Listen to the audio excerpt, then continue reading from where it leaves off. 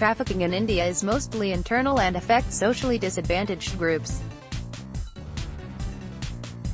Representational, Washington, in noting that the conviction rate, investigations, prosecutions and convictions in India were disproportionately low relative to the scale of human trafficking, the U.S. has continued to place the country in Tier 2 of its annual report on trade of humans. The U.S. State Department in its annual Trafficking in Persons report for 2018 urged India to increase prosecutions and convictions for all forms of trafficking, including forced and bonded labor, and of officials allegedly complicit in it. The government of India does not fully meet the minimum standards for the elimination of trafficking, however, it is making significant efforts to do so. The government demonstrated increasing efforts compared to the previous reporting period, therefore India remained on Tier 2, the department said. The department places each country in this report onto one of 4 tiers, as mandated by the Trafficking Victims Protection Act of 2000 (TVPA) of the U.S. Tier 2 suggests that the government of the country does not fully meet the TVPA's minimum standards, but is making significant efforts to bring itself into compliance with those standards. At the same time, the report said India has demonstrated increased efforts by nearly tripling the number of victims identified and increasing its budget for shelter programs for female and child trafficking victims. It also noted that the government's Inter-Ministerial Committee in 2017 to discuss and revise a draft anti-trafficking bill in India's border guard force along its Nepal border conducted several awareness activities on human trafficking for students and border communities. However, the government did not meet the minimum standards in several key areas.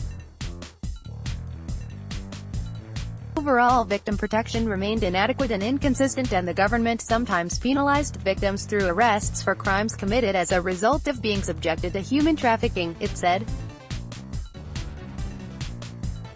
As reported over the past 5 years, the State Department said India is a source, destination, and transit country for men, women and children subjected to forced labor and sex trafficking. Forced labor constitutes India's largest trafficking problem. Men, women, and children in debt bondage, sometimes inherited from previous generations, are forced to work in brick kilns, rice mills, embroidery factories and agriculture, the report stated. Most of India's trafficking problem is internal, and those from the most disadvantaged social strata, the lowest caste Dalits, members of tribal communities, religious minorities, and women and girls from excluded groups, are most vulnerable according to the report. It added that within India, some are subjected to forced labor in sectors such as construction, steel, garment and textile industries, wire manufacturing for underground cables, biscuit factories, pickling, floriculture, fish farms and shipbreaking. Workers within India who mine for sand are potentially vulnerable to human trafficking. Thousands of unregulated work placement agencies reportedly lure adults and children under false promises of employment into sex trafficking or forced labor, including domestic servitude, the report stated. Observing that experts estimate millions of women and children are victims of sex trafficking in India, the report said traffickers use false promises of employment or arrange sham marriages within India or Gulf states and subject women and girls to sex trafficking. In addition to traditional red light districts, women and children increasingly endure sex trafficking in small hotels, vehicles, huts, and private residences.